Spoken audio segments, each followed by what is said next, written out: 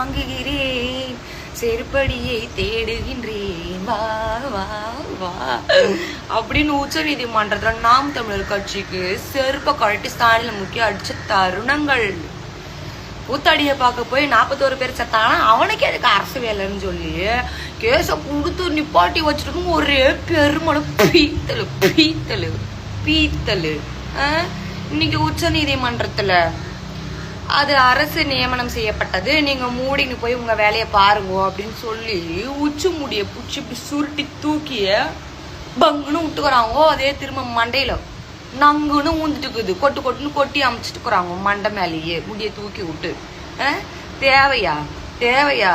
இதுக்கு தான் சொல்றது மூடிக்கிட்டு இருக்கணும்னு சொல்லிட்டு, புரியுதா? இது கடவுள் நல்லவங்க பக்கம் தான் இருப்பாங்க. ஏன்னா அந்த 41 பேர் குடும்பத்துக்கு கொடுக்க இருந்த வேலைய அசால்ட்டா ஒரு கேஸ் போட்டு நிறுத்தி வச்சிருந்தல, அவங்க வயிற்றுச்சல் தான் உன்னை சும்மா விடுமா? உங்களை சும்மா விடுமா? அதான் கடவுள் இருக்கிறான் குமாரே. கடவுள் என்ன பண்ணியிருக்கான் பத்தியா? காத்து ஒரே பக்கமா அடிக்காது, எல்லா பக்கமும் அடிக்கும்.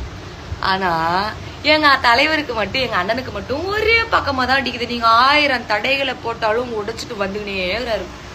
தேவையா தேவையான்ற நாம் தமிழர் கழிச்சி, நாம் தமிழர் கழிச்சி, முட்டோடு கழிச்சி, முட்டோடு கட்சி தேவையா உங்களுக்கு?